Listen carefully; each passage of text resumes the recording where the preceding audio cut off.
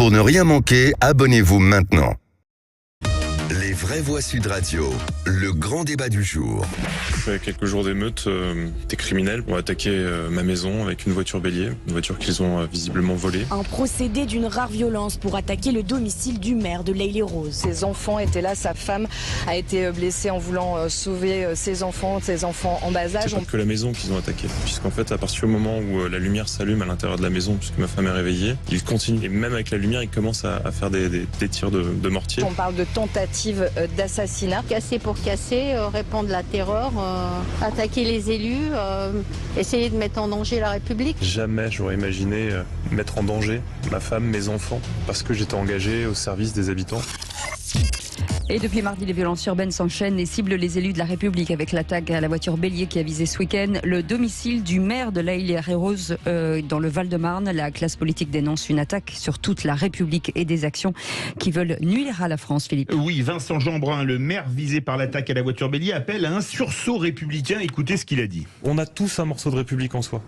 Le président de la République, il peut pas faire tout seul. Les ministres non plus. Le maire, il peut pas dans sa commune tout faire tout seul. Chaque citoyen a sa responsabilité et peut faire un petit quelque chose. Chacun prend sa part. Et si chacun prend sa part, alors la République se renforce.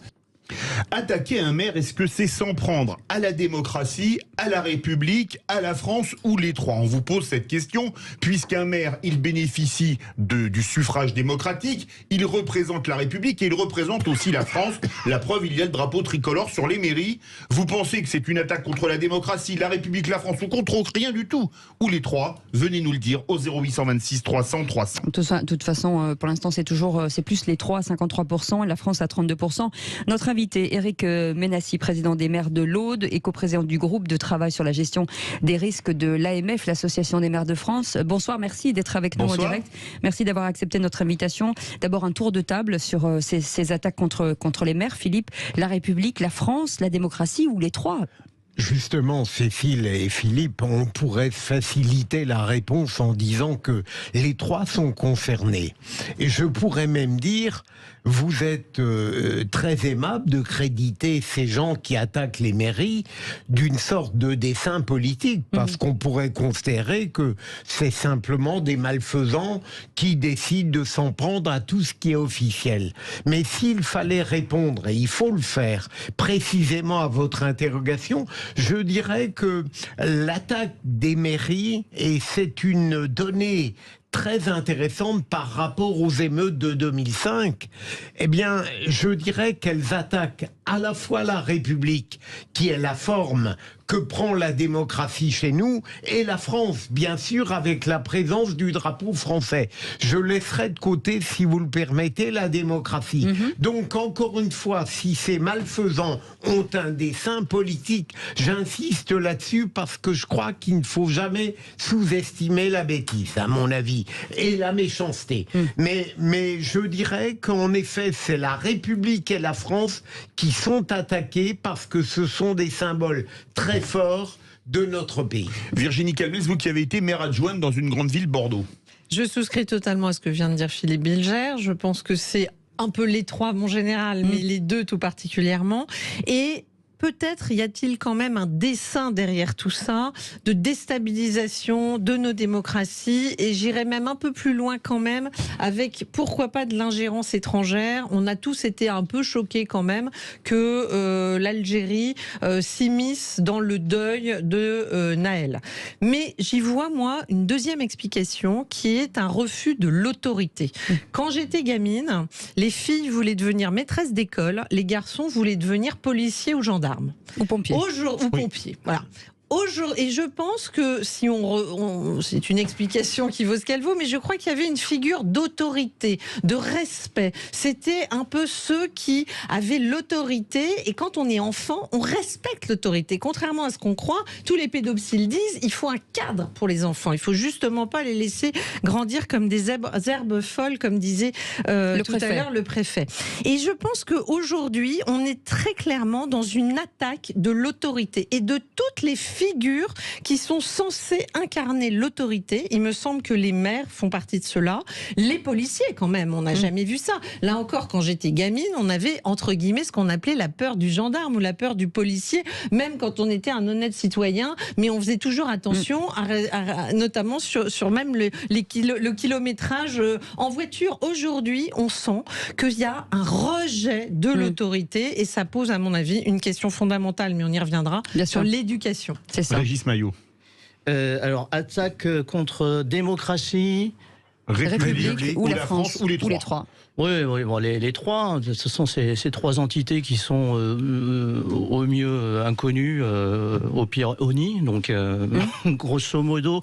Mais oui, je souscris, il y a ces gens-là qui disaient on n'arrête pas la connerie. Là, il y a un grégarisme dans la connerie, c'est-à-dire les réseaux sociaux font que s'il y en a un qui dit tiens, c'est le truc con à faire, hein, pour être simple, eh ben tout le monde va faire la même chose. Donc c'est un petit peu ce danger, quoi, parce que j'ai pas le sentiment qu'ils intellectualisent beaucoup cette question, hein. Ils le font par bêtise grégaire. Notre invité Éric Ménassi, président des maires de l'Aude et coprésident du groupe de travail sur la gestion des risques à l'Association des maires de France. Je rebondis sur ce que dit Virginie Calmels. Est-ce que c'est un problème d'autorité? J'ai envie de dire des maires MAIRE et des maires MERE aussi. Oui, bonsoir à tous. Bonsoir. Vous m'entendez bien? Très bien. Écoutez, moi je vous écoute attentivement depuis un petit moment. Moi j'ai envie de vous dire que les trois qualificatifs sont bons. J'ai envie de rajouter, c'est aussi un problème humain, parce que lorsque vous êtes victime d'une attaque, comme l'a été notre collègue récemment, c'est aussi l'homme qui est attaqué, parce que derrière tous les maires, vous en doutez, c'est une évidence, il y a souvent des familles, il y a des enfants. Et lorsque vous êtes victime de ce genre d'attaque, il y a un vrai traumatisme pour les proches qui sont à côté de vous. Et je crois qu'il faut le souligner. Moi, je suis très inquiet parce que donner des éléments factuels, tout le monde peut avoir des tas d'exemples. Moi, je crois que notre société, depuis des décennies maintenant, est en perdition sur certains domaines. Peut-être l'éducation, peut-être aussi l'autorité. Une réalité, moi je suis maire depuis 10 ans maintenant, et depuis 10 ans, je m'aperçois que... les choses ont changé. Oui, les choses ont changé, et que aujourd'hui, l'autorité qui était évoquée par les personnes qui sont dans votre bureau est en train de se déliter au fil du temps, et c'est un vrai problème. Oui.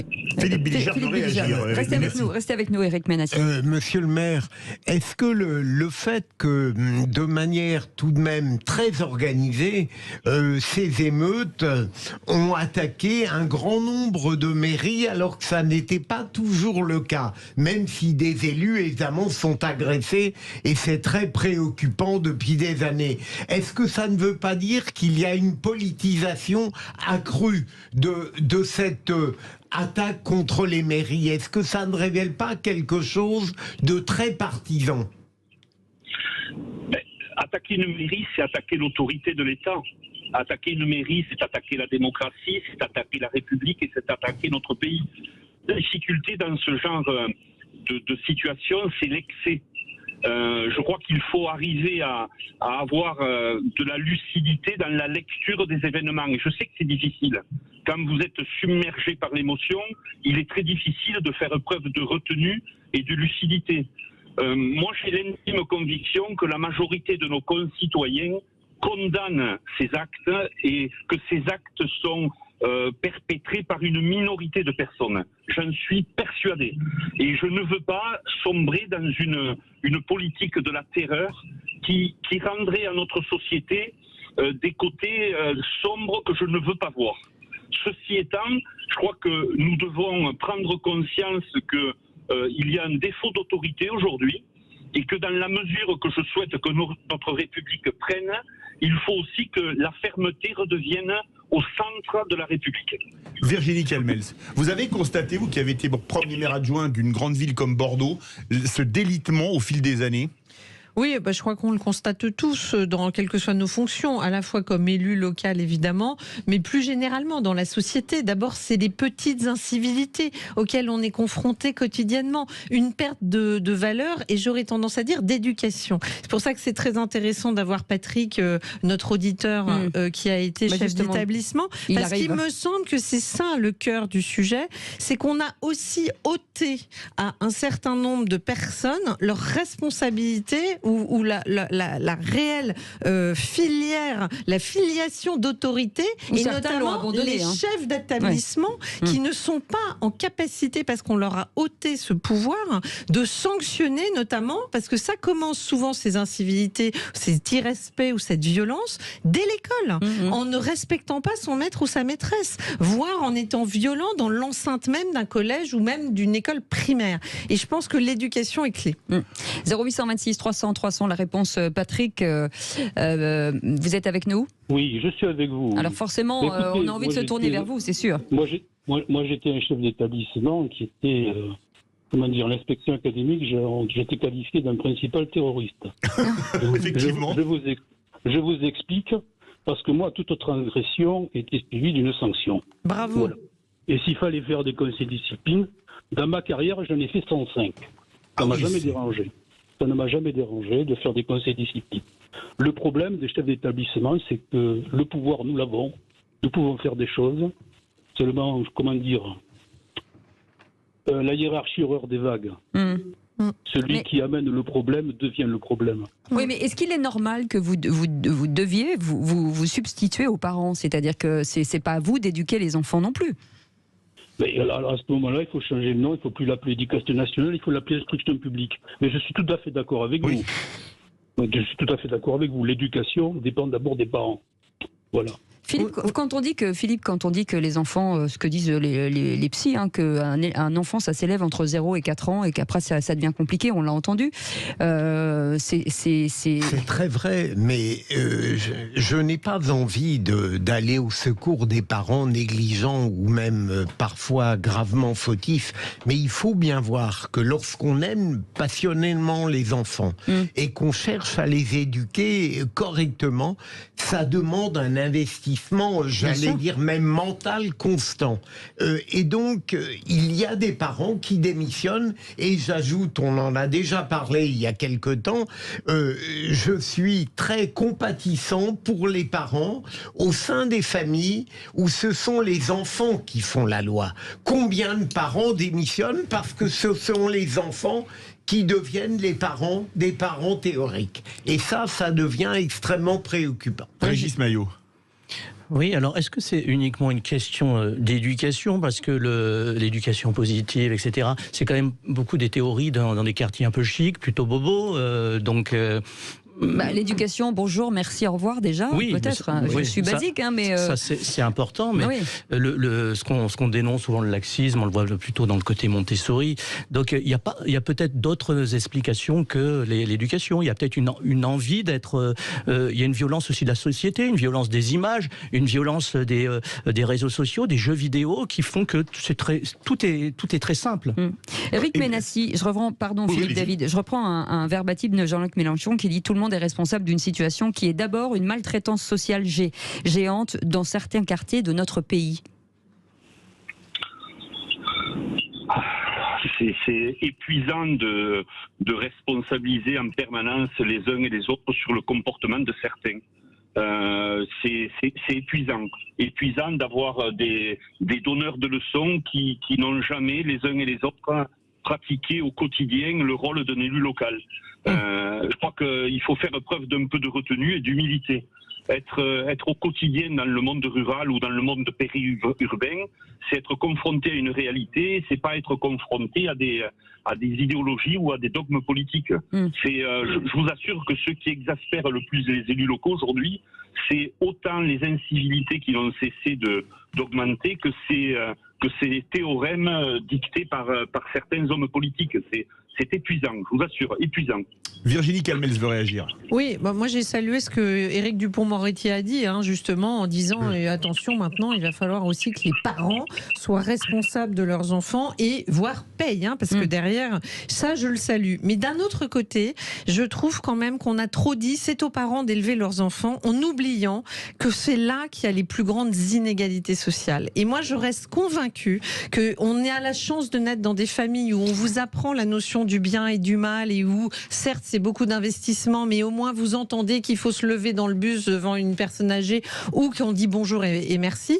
Et vous avez des familles où on ne va pas le dire. Et donc, c'est pas un débat de bobo chic dans bourgeois. Moi, je crois que c'est le contraire. Alors, je ne sais pas si c'est aux professeurs de le faire parce qu'ils ont déjà beaucoup à faire, mais pourquoi pas imaginer, comme dans les écoles catholiques, vous avez des gens qui viennent enseigner le catéchisme, et bien dans les écoles de façon obligatoire, des gens qui viennent enseigner l'instruction civique, le bien vivre ensemble, le fait de dire qu'on dit bonjour, on dit au revoir, on n'abîme pas le bien public, et surtout peut-être de remettre au centre de l'éducation le fait qu'il y a des règles, et déjà connaître ces règles. De se lever quand le professeur arrive. Entre autres, mais ça peut paraître anecdotique. Regardez les trottinettes et les vélos, ils ne s'arrêtent pas au feu rouge. Il va bien falloir à un moment qu'on remette des règles dans notre société. Éric Ménassi, quand on voit, et souvent les maires nous le disent, que finalement, même les citoyens eux-mêmes sont souvent agressifs, et on ne parle pas de jeunes, on parle d'adultes, souvent agressifs avec les maires.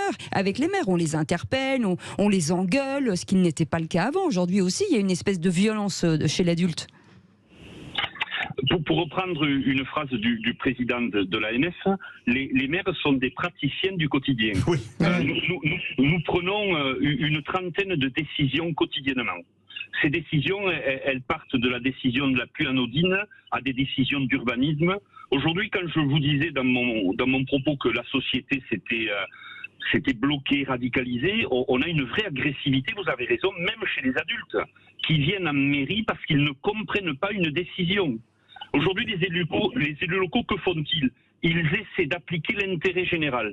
Et par définition, l'intérêt général n'a jamais été une addition d'intérêt particulier. Jamais. Éric Ménassi, en 30 secondes, vous êtes président des maires de l'Aude. Dans l'Aude, il y a des grandes villes comme Carcassonne et Narbonne et beaucoup de petits villages. Est-ce que c'est la même chose dans les villes ou encore dans les petits villages? Il y a des petits villages de 15-20 habitants dans l'Aude. Non, évidemment, aujourd'hui, la ruralité a d'énormes problèmes, mais la ruralité n'a pas été confrontée à des incivilités aussi fortes qu'on a pu avoir dans les grandes villes ou les villes moyennes, si c'était votre question. Oui. Évidemment qu'il y a un décalage important. Aujourd'hui, dans le département de l'Aude, les villes les plus impactées par ces nuits particulièrement agitées sont les villes de Carcassonne et les villes de Narbonne. Oui, les deux plus grosses. Bien sûr. Les deux plus grandes villes. Merci beaucoup d'avoir été avec nous. Éric Ménassi, président des maires de l'Aude, coprésident du groupe de travail sur la gestion des risques de l'AMF. Vous continuez bien entendu, vous nous appelez 0826 300 300, vous voulez réagir. Dans quelques instants, le quiz de l'actu, et puis on reviendra sur ce coup de projecteur tout à l'heure aux alentours de 18h30. Faut-il une union nationale face aux émeutes? Qu'en pensez-vous? Est-ce que vous pensez que déjà tous les partis devraient se mettre ensemble et trouver des solutions ensemble, en tout cas les partis républicains? Et vous nous appelez, on vous attend au standard. À tout de suite.